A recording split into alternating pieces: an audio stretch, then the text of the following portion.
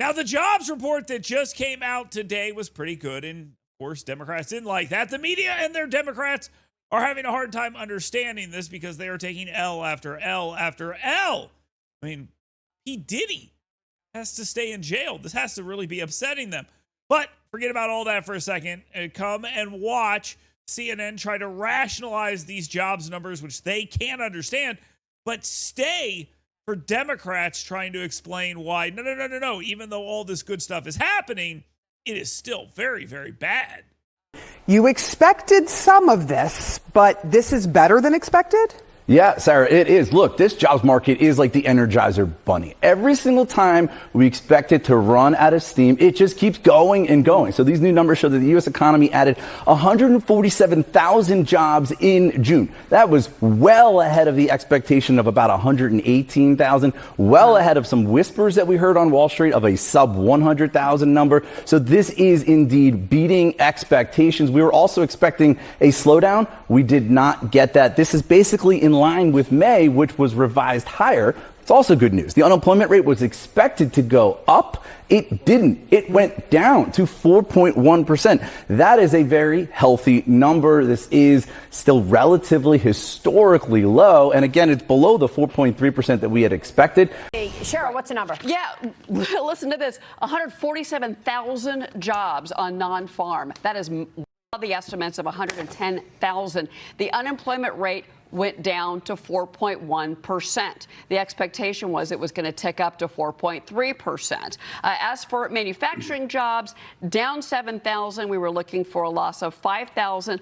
Private sector payrolls, 74,000. That is below the expectations in the private sector. That kind of tracks with what we saw with ADP earlier this week. 105,000 was expectation for private. We came in at 74,000. Average work week down 0.1%, 34.2 hours there. And again, average hourly earnings up just fractionally there. But again, it really is, it's about that crossing number of the non-farm jobs picture. Let me tell you what the government had to say here, Maria.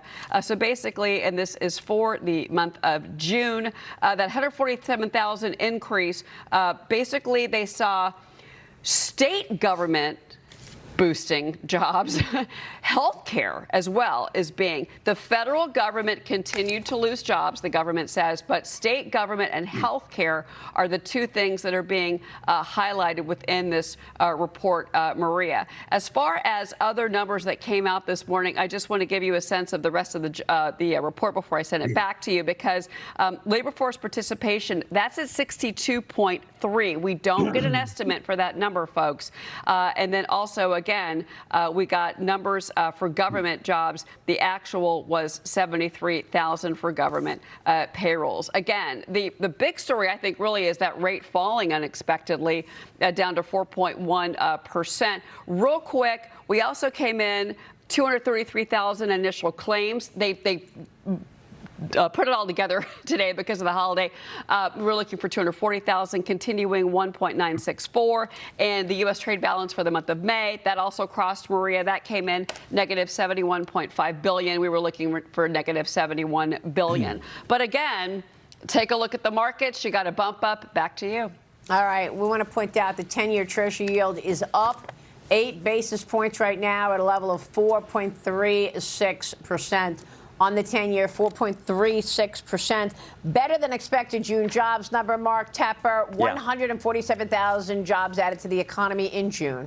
Here are some things that have happened. Gas prices down. Economic indicators are decent. Brand new jobs report shows that's much better than expected. And border crossings are down. And now Trump's mega spending bill looks like it's going to be passed by Republicans. How do you Democrats fight back with the wins that Trump can tout?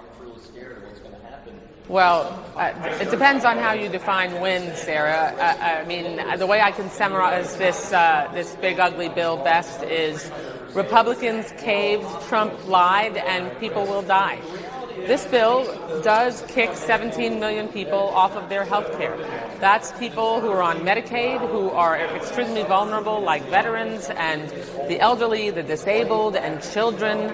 We're talking about the largest cuts to nutrition assistance, meaning people are going to go hungry. 4 million people lose their nutrition assistance, 31,000 in my district alone. You have 70,000 who will lose Medicaid. This is a bill that is going to cause tremendous pain, and it is incredibly unpopular with the public because they don't want their government to actually take away things that ensure that they can remain healthy and safe and that their families can be cared for and that they can have a middle-class lifestyle. This bill is all in service to taking care of the wealthiest, most fortunate Americans. It explodes the deficit and it raises the debt ceiling by $5 trillion to give tax breaks to the wealthy. That jobs report you just mentioned, the overwhelming majority of those jobs are actually government jobs and education jobs that look to be more like substitute teachers. There are really not many jobs in that jobs report that they can point to that are in the private market. So it's a hollow jobs report, and you're going to see over the next year and a half the incredible pain that this big ugly bill will cost people. And we are on the House floor behind our Democratic leader, Hakeem Jeffries, to make sure people know just what's in it, because the Republicans are doing this, again, in the dead of night when people don't know what's going on.